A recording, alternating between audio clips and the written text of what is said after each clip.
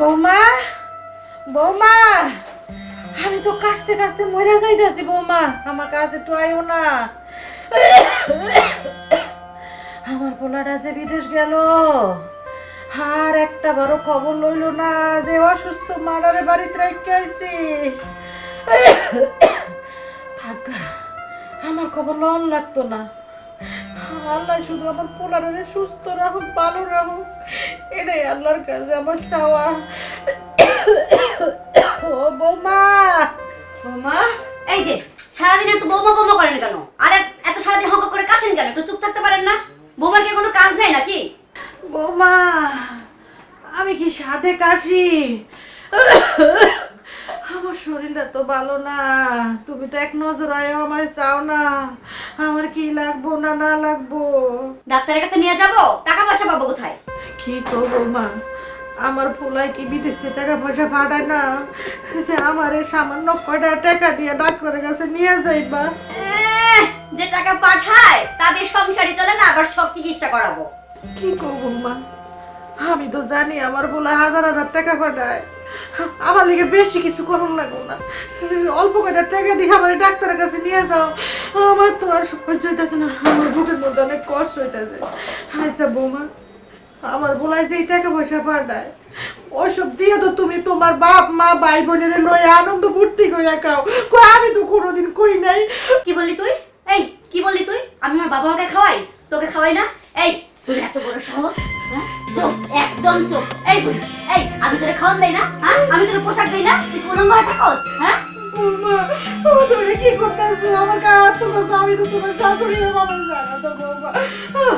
চুপ, একদম মুখ দিয়ে একটা কথা বলবি না। তুই বেঁচে থাকতে চাস তাহলে চুপ করে থাকবি, এত কাশি আর কান্নাকাটি চলবে না।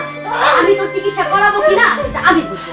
বেশি বোঝার চেষ্টা করলে একদম মেরে মাটিতে পুঁতে রাখবো। মনে থাকবে।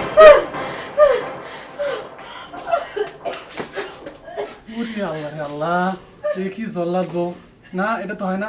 এটা আমার এখনই বন্ধুকে জানাতে হবে।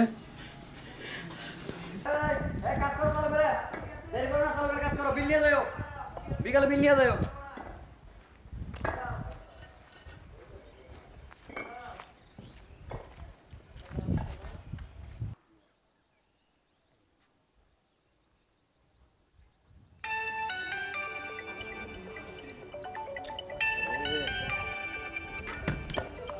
এইসব আমার কল লাগে না।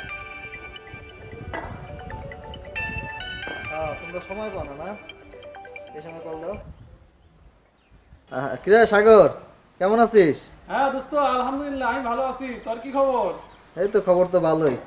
তো অসময় ফোন দিলি, অন্ত কাজের সময়। দোস্ত, আমি একটু দরকারে তোর কাছে ফোন দিছিলাম দোস্ত। দরকারে? কি দরকার দোস্ত ক? দোস্ত, তোর তো বুঝি কপাল পুড়ে গেছে। তুই যে মানুষটার সুখের জন্য বিদেশের মাটিতে পাড়ি জমাইছিলি, সে তো তোকে ধোকা দিচ্ছে। আর তোর মাকে মনে হয় আর বাঁচতে দিবে না রে দোস্ত।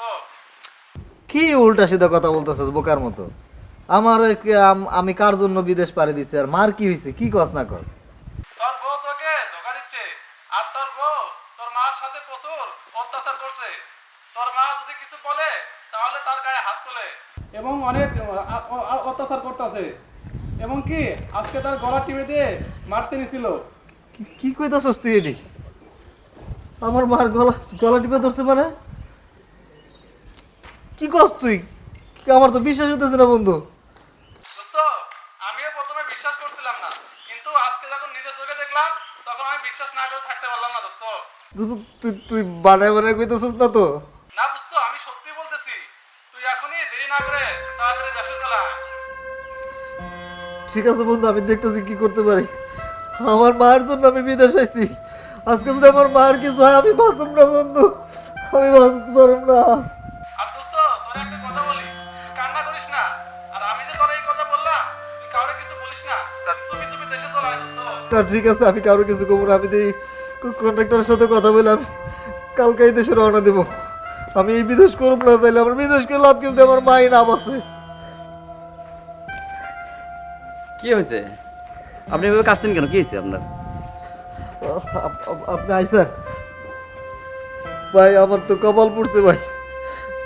আমার বউটা আমার মার সাথে খারাপ ব্যবহার করতেছে। আজকে নাকি আমার মার গলা টিপি দিয়ে মেরে বলে ভাই। আপনি তো এর আগে বলছিলেন যে আপনার বউ নাকি আপনার মাকে খুব ভালোবাসে, তাহলে আজ এমন হলো কেন? ভাই তখন তো আমি বলছিলাম আমি তো ভালোই দেখাইছিলাম ভাই, এখন যে কেন এমন হলো আমি তো কিছু বুঝতে পারতেছি না ভাই, আমার মাথায় কিছু ঢুকতেছে না। আচ্ছা ঠিক আছে, আপনি টেনশন করবেন না। এখন এখন আপনি আপনি একটা কাজ করেন, আপনি আমার বাড়িতে যাওয়ার ব্যবস্থা করেন, আমি দেশে চলে যাবো। টাকা পয়সা আছে? টাকা পয়সা তো আমার কাছে কিছু আছে, আপনি আর বাকি আপনি ম্যানেজ করে দেন, আমি ঠিক বাড়িতে আছে, চলে যাবো। আমি আমার অফিসে আসুন, আমি আপনাকে টাকা দিচ্ছি, আপনি কালকে বাড়িতে চলে যাবেন। হ্যাঁ, ঠিক- টেনশন ঠিক করেন না। আছে। আচ্ছা আপনি আমার অফিসে আসেন। আচ্ছা আচ্ছা। কাজ করুন না আমি আর। তোরা বলছিলাম তোরা কাশবি না, আমার ঘুমের সমস্যা হয়, তুই তারপর আমার কথা শুনিস না। যা, তুই মনে করছিস আমার বাসায় রাখো না, তোরে আমার বাসায় রাখবো না, তুই যাই। মা,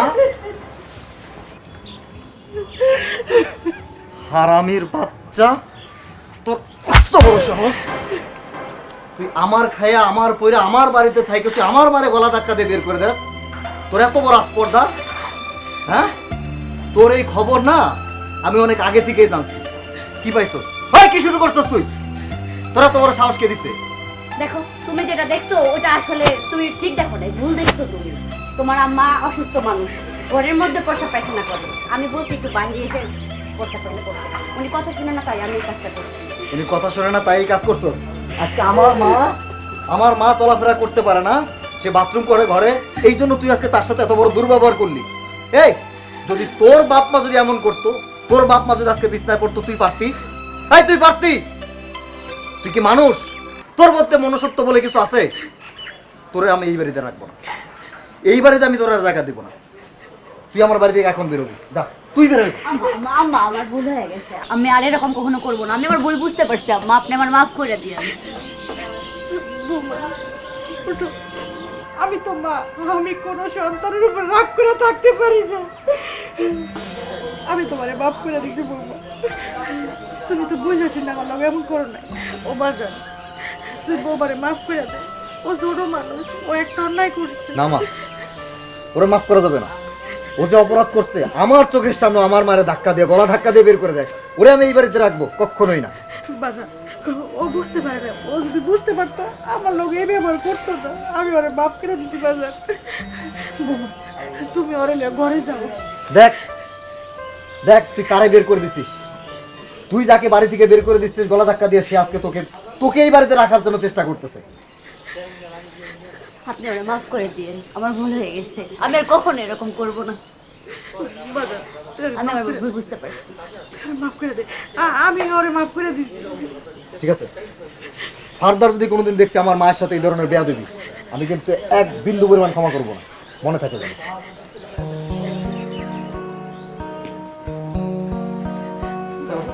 ঘরে যাও। তুমিও করেছো?